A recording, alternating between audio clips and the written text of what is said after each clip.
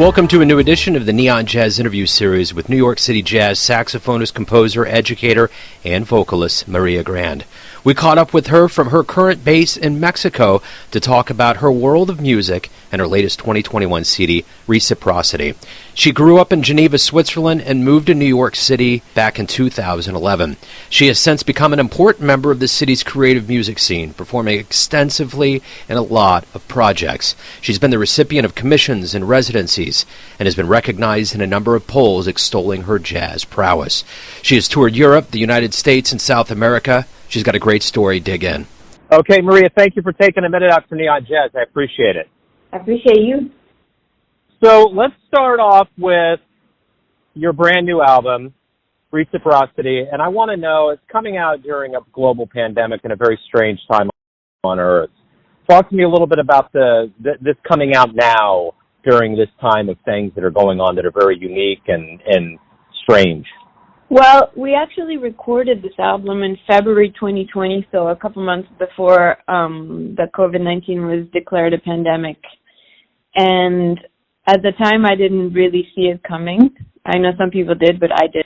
And I was just really happy to record, during my pregnancy.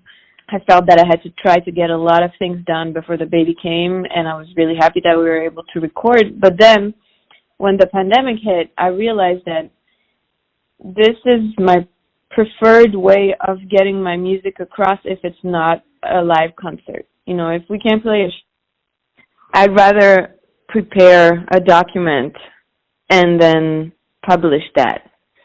So it feels that this is the next best thing to play in concerts is releasing an album. So I'm really grateful to be able to do it now, even though, these times are really strange. When did you have your baby yet? Yeah, he's turning 11 months tomorrow. So how does that feel to kind of go through that transformation of, while you were pregnant to going through the pandemic and obviously everything that's gone into it? How does it feel to have this creative document and to have given birth, that whole kind of circle of life? It's a huge transformation, for me, these transformations are somehow they coincided in terms of timing, I knew it was going to be a big identity shift to have a baby because all of a sudden, my body is not just my body. It provides for another person. And that happened while I was pregnant, and it became even stronger once I gave birth because then it was really, this person is outside of me and they depend on me 24 hours, So that was a big shift. And at the same time, there was this pandemic, who was another huge shift. And in a way, in a really strange and individual way, for me, it was helpful because I hadn't really planned for a maternity leave. I didn't really understand what it meant to have someone who really depends on me. And I was planning to be back on the road, a few weeks after giving birth. And honestly, I didn't realize what it would entail to have a baby. And so in a way, I'm kind of glad that I didn't have to do that. But at the same time, it's a strange time, it's a crazy time. And I think it's been good for me to slow down and to have more time. It's odd because in a way, I have more time to think about things, but I have a lot less time to do them because, a lot of my time now is not mine. And this whole thing about things not being mine anymore, it's really hard, and at the same time, it helps me be a lot more focused when I do have time to do things. Well said. Yeah, I understand that feeling. Talk to me about what you want the listener to get from this project. How do you want them to feel about this artistic product you put out? Well, first of all, I'm really, really excited about this trio. I feel that there's really nice things about our voices together. We had been touring for a couple years before we recorded, and I feel that there's a lot of really symbiotic things and, how do you say that, complementary things happening between us, where, each one of us is bringing a different thing to the table, and it works out together. We work well. So this trio, that's kind of the bare bones of my band. It doesn't have any harmonic instrument. So in a way, we're more free, and also we're more naked. You can really hear our voices, and I really like that. I felt that we got into a lot more improvisatory things than my previous album. The first album I did, Magdalena, was more about the compositions, and this one, to me, it's more about the improvisation. It's more about our interplay together, how we sound together when we're improvising. And that's why a lot of times I used simpler forms, not really long forms, so that we could really get into, the grit of things, so that we could really play them and feel them and see what happens when we improvise together. And that's one thing that I really wanted to convey with this album. And the other thing is that the album is really about gestation and going from complete potential to a concrete thing. And I was thinking about that, of course, because I was pregnant, but I was also thinking about it in terms of evolution, in terms of seeds, in terms of the process of growth. And I use that a lot in the music. One thing that I was thinking about is almost like a stem cell, a little cell that can grow into 3 different things or many different things. But there's a few of the pieces from the creation suite that have the same beginning.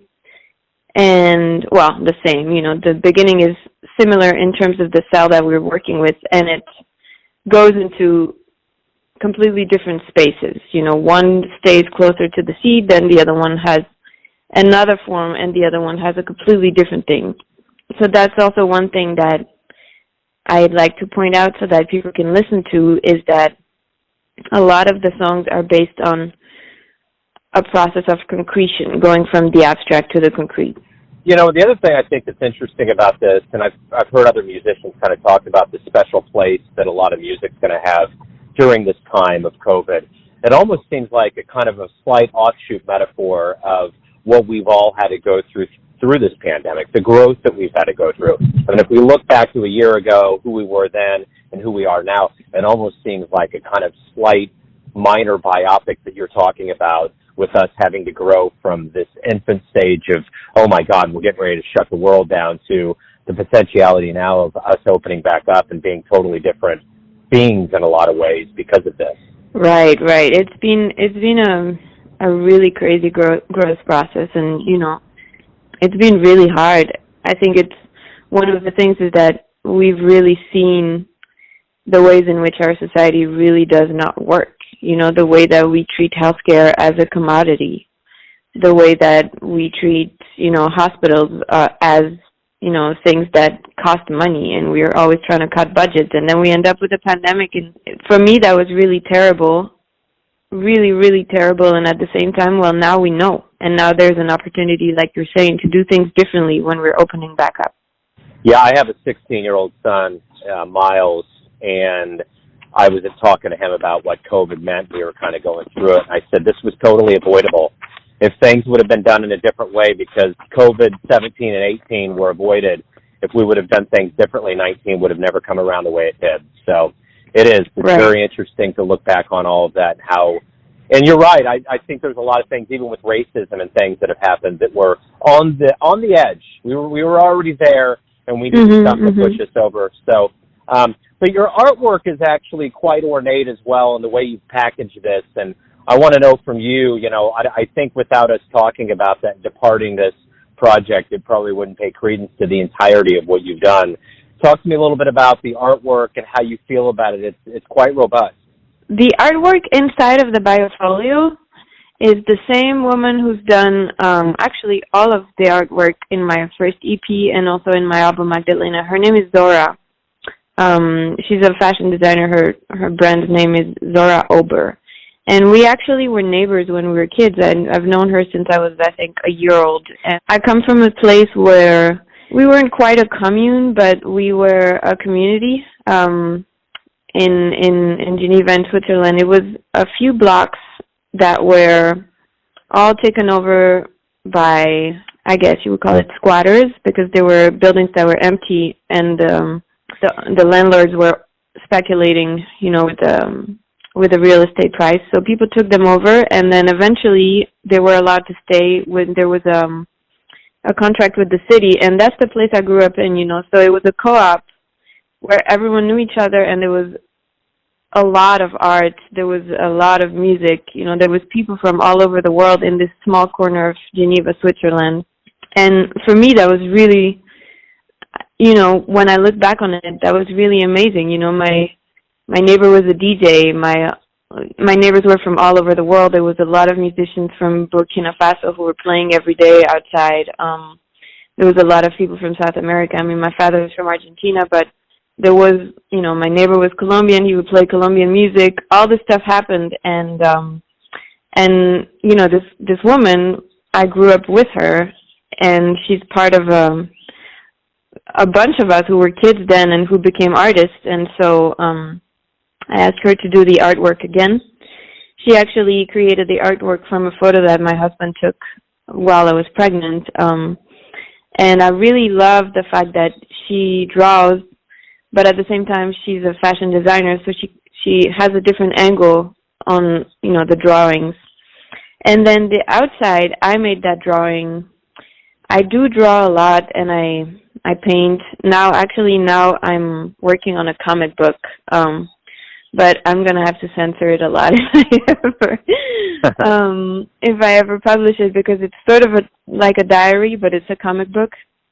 So, these things are things that I do a lot, and I do them next to music because they allow me to tap into a creative part of myself that is harder to tap in with music, because music is my trade, music is what I do.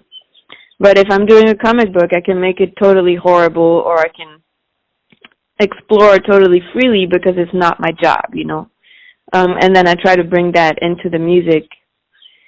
I try to bring it back. But so that drawing I made a couple years ago, and actually before I even thought about, trying to have a child, I started drawing pregnant women or pregnant people, and it just kind of was a subconscious process, and then eventually we decided, we want to have a kid, and I was like, well, I've been drawing these pregnant people all over. So it felt that this drawing was going to work well, and also it's one of the only drawings that I've done where there's no big explosion of emotions. A lot of times I draw to release things, if I'm feeling a little overcome by things, I draw. But this one I felt that I did in a much more peaceful way, so I was, happy that it was on the cover. So let's go back to the beginnings of your life. Talk to me about where you were born and raised, and kind of how your childhood became music. By the way, those birds back there are awesome. I love ambient noise in interviews. That's wonderful. What kind of birds are those? There's a few birds here. I don't know their names, but there's this bird that comes here a lot, and he has this really long blue tail. I have to look up the name. I don't know the name, but I think that's the cool. bird here. Yeah, I love it. So talk to me a little bit about your childhood, where you were born and raised, and kind of how the seeds of music and jazz became a part of who you are now. So I was born and raised in Geneva in Switzerland, and my mother sings, and she would listen to a lot of music. At the time, there wasn't really YouTube. Actually, there wasn't YouTube at all. 30 years ago. So yeah, she would go to the local library, and they had you could borrow albums, you could borrow CDs, and she would do that. And so almost every week we had new music, and she would play it for me. And for me, it wasn't, it was just what I heard, but she would play a lot of Billie Holiday. She loved Diana Krall. I heard her a lot when I was a kid too. She would play a lot of Diana Washington. And actually, I had a few CDs of mine when I was a kid. And I think my father burned those CDs for me. I don't know if you remember this, but we used to make, illegal copies of CDs and stuff, which is not good. Oh, that was my bread and butter for a long time. Yeah, we did that. So I had a CD of Diana Washington, and I think it's called Dinah with an exclamation mark. But she sings A Cottage for Sale. She sings There'll Be Some Changes Made. And there's a big band, and I'm pretty sure Ben Webster played the solos. And, you know, that was my album when I was a kid. I would play that all day in my little, you know, CD player. So I just love these things, you know. I love this music, and my father is a saxophone player, so he would listen to a lot of more saxophone players. I heard a lot of Coltrane when I was a kid. He would play Crescent really often, and he would also listen to Charlie Parker. He would listen to a few people, but a lot of Coltrane. And then also we heard, you know, Argentinian folkloric music. We heard a lot of Mercedes Sosa and Atahualpa Yupanqui, and that was also a big part of my childhood. Yeah, just a lot of things. And for me, that was the music I heard, and that was the music I liked. I liked that more usually than what I heard on the radio. I don't really know why, but it's just really what stuck with me, you know. And then when I was 10 years old, I started playing saxophone. I was playing recorder before, and I really loved the recorder, but my father said, you know, if you want to play with a band, the recorder is not going to cut it. It's too soft. And I was like, well, that sucks, but okay, I'll try the saxophone. And he rented a curved soprano for me because it was too small for an alto. And I fell in love with it. I remember the first day I tried it. I just played for hours. I was so in love with this thing. And, you know, I got to play a scale or something, and I was like, oh, my God, this is the greatest thing. And then I started playing on the streets, you know, with my father. We would go out and play, and that was the way that we made money to buy me toys and stuff like that. You know, he would just give me the money, and I would be able to have that money to, you know, buy little things, or it would be kind of like an allowance because we didn't have that much money at the time. And, you know, I just kept playing. I don't know, I was relentless. And eventually, when I was 17, I came to New York, and I started studying, and I had no idea about improvisation, really. And I had teachers, but I had been on my own a lot. One of my first teachers lives in New York, but he would come to Geneva a lot because he grew up in Geneva. His name is Ohad Talmor, and he showed me how to transcribe. He was kind of like the first time where a light bulb went on, where I was like, oh, I can play the same notes as this guy is playing, you know. And I remember we transcribed Yesterdays off of the People Time album with Stan Getz and Kenny Barron. That's the first thing I transcribed, and it blew my mind, you know. And just all that time, I knew I wanted to play music. That's a wonderful story. What was the first live show that you saw that really, really blew your doors down? You said to yourself, I got to be up there. I have to do that. I think I heard Clark Terry when I was 14, 15, and he was playing with Kirk Lightsey, Clarence Penn, I think, and I can't remember the bassist, but when I heard them, I was like, oh my God, this is amazing, this is incredible. And it didn't feel like I didn't think, oh, I could do this, and I still don't think I could do this. But I was like, I need to know what this is, and I want to go where they are, and I want to listen to a lot more of this. So obviously, being in the arts, there's a lot of dreams that are abound, lots of desires. Was it always a dream of yours to move to New York and to be involved in the largest jazz scene on the planet? Actually, I remember that when I first got a saxophone, my dad was like, oh, well, you never know. Maybe one day you'll move to New York and you'll play music there. And I was like, yeah, sure, whatever. And I just remember him telling me that, and I was like, okay. You know, I was 10. I didn't think about anything. But then I realized that, you know, if I wanted to play this music, I wanted to give it my all. And in order to give it my all, I couldn't be in Switzerland because there wasn't a tradition, you know, there wasn't a culture. I mean, there's a reason why, you know, we say this music is Black American music, you know. It's music from the United States that was created by Black people in the United States. And I couldn't really learn that if I was in Switzerland, you know. Not to say that there isn't good musicians there, But, for me, it was like, okay, if I wanted to play Chinese music, I would go to China. So it was the same thing, it was like, okay, that's where I have to go. What was it like when you got there? I mean, we're in Kansas City, we're in one of the cradles, but we roll totally different from other scenes. And I'm wondering, going to New York, how did it start for you? How did it take off? And what was the first place that you played in that you dreamed of playing and that just blew you away? Well, it was really hard getting to New York. I didn't know anything. I was 18. I was completely green. I had no clue. I don't know if I would recommend, doing this. I think I don't know if this happened to you, but when I was 18, I just felt like I was invincible, and I was like, I don't care. I can do it. It doesn't matter what it is. And I didn't realize,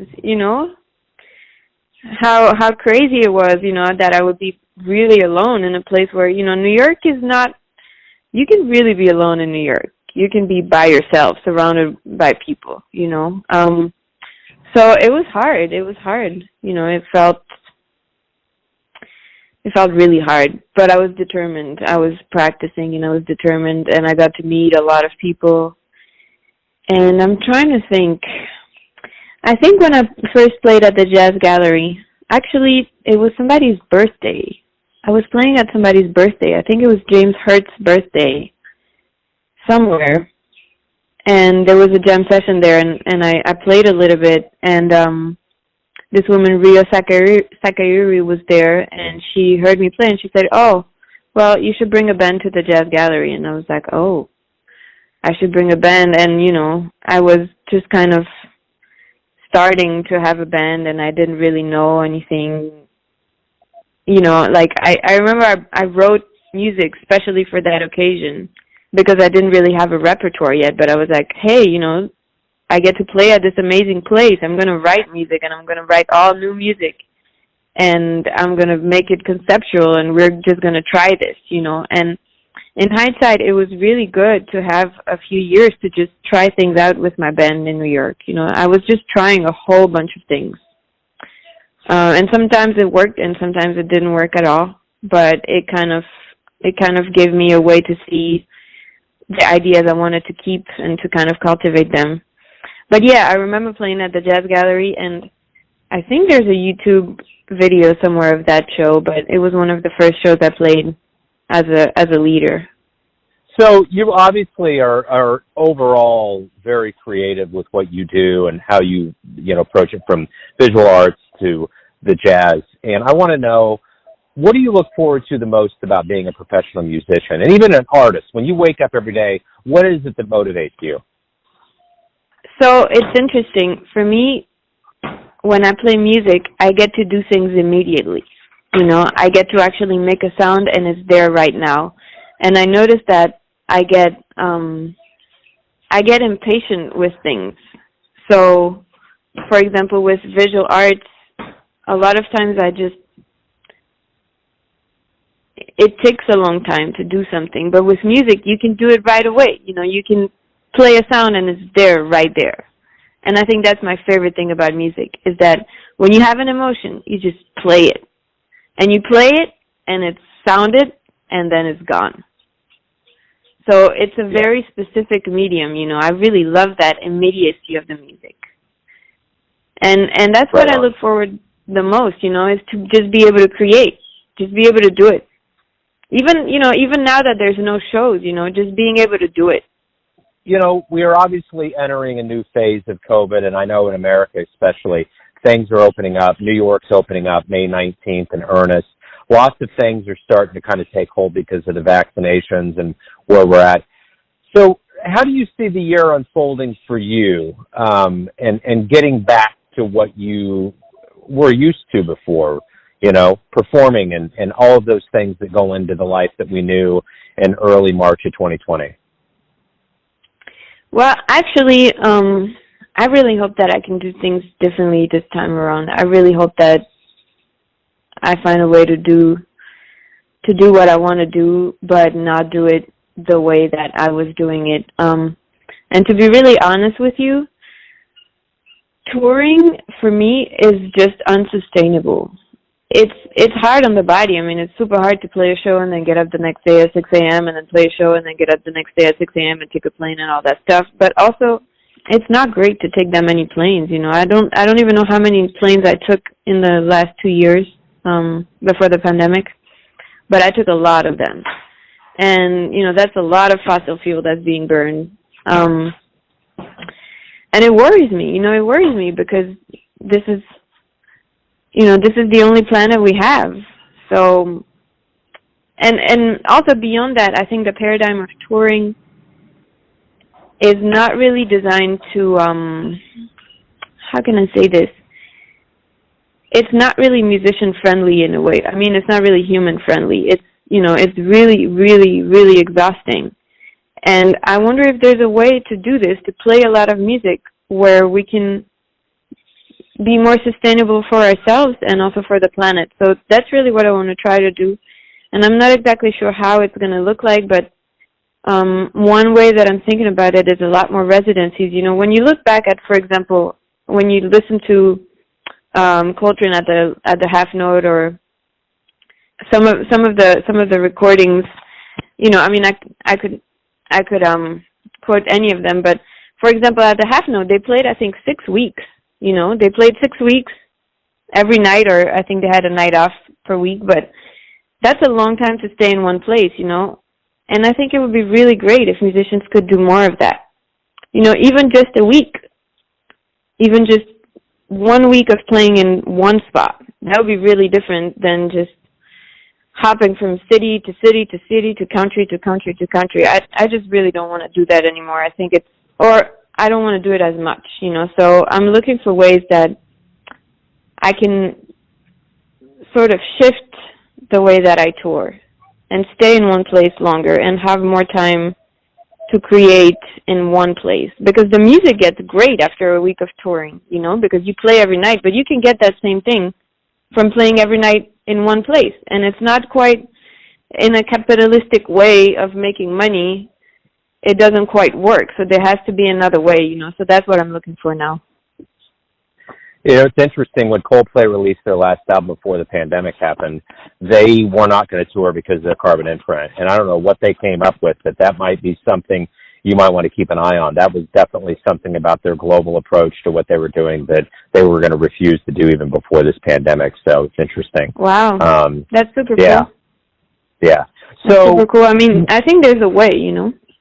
Yeah, and I'm sure being a big, you know, a global act like they are, they're going to have to figure a way out, because I don't think them not going on tour is going to work for a lot of people that are around them, but I'm sure they'll figure a way out. So when we do somewhat return in earnest to live music, what do you hope that both the musicians on the planet and the fans realize about the power of live music? Well, I know one thing, I'm not going to take it for granted, because I've showed up to so many shows and I was like, all right, it's just another show. It's a day at the office and it's great, but, you know, it's just another show. It's not another show anymore. You know, I've realized that I took it for granted. I just never thought I wouldn't get to do it. There was no reason. I mean, it could be, okay, I have less gigs now, but it wouldn't be none. It just wasn't, it never even entered my mind.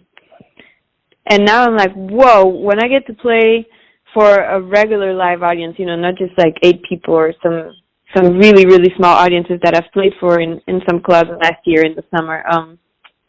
But like, whoa, when we get to actually play and be in the same place, I think I'm really, really going to be overjoyed, and I think I'm going to be a lot more grateful to be able to do it. If you could get into a time machine and go back in time and see any jazz show ever, where are you going? Who do you want to talk to even when they get off stage? Oh, my God. Wow. Do I need to give you one answer? No, you can give me a few. I think I want to go hear Charlie Parker in the, 1947 or something like that, when he's playing with Miles. I would really, really, really want to go hear that and talk to him, because people say that he was a kind person. That's the thing I heard. I mean, he had a habit and he was going through a lot of things, but people say that he was kind and he was funny and the way he talked, when I always remember this show where he's introducing Dizzy Gillespie, and he says, "And my worthy constituent." He's like, the way he talks is very kind of like well-spoken in this beautiful way of speaking. I would love to be able to talk to him. And then after that, I have a few of them. Yeah. Yeah, no. I was just going to say, if you ever get to Kansas City and make it to 18 and Vine, you can definitely feel the ghost of that era of when Charlie was there. And oh, my God. It permeates that area down there for sure. So anyway, no, you can go ahead.